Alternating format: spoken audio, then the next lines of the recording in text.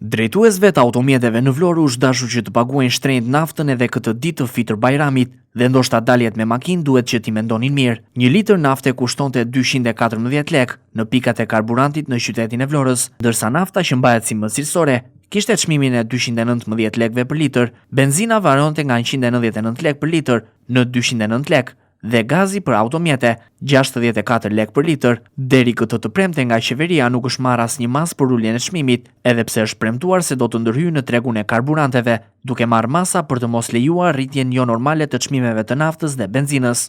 Konkretisht, akciza mbi naftën do të ulet me 20%. Aktualisht akciza aplikohet në 40 lek për çdo litër karburant, çka do të thotë se do të ulet me 8 lek, duke shkuar në 32 lek për litër.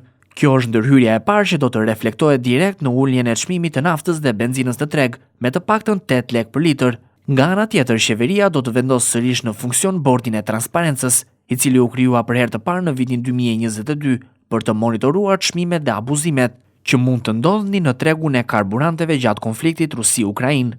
Nga ana tjetër, janë vendosur edhe marzhet e fitimit për pikat e karburanteve që shesin me shumicë dhe pakicë. Konkretisht, 3 lek për litër do të jetë marzhi i fitimit për pikat e shumicës dhe 12 lek për litër për pikat e pakicës. Bordi i transparencës do të vendosë çmime tavan duke marrë në referencë tregje ndërkombëtare dhe për operatorët që do të abuzojnë, paralajmërohen dëshkim me masa administrative deri në pezullim licence. Këto masa merren pas rritjes së çmimit të karburanteve në treg, si pasojë e luftës në lindjen e mesme. Më herët është ngritur edhe një task force e përbashkët midis Drejtorisë së Përgjithshme të Tatimeve dhe Drejtorisë së Doganave, e cila po ushtron kontrolle në të gjithë territorin e vendit për të mos lejuar abuzime me çmimet në dëm të konsumatorëve, si dhe për të formalizuar sektorin.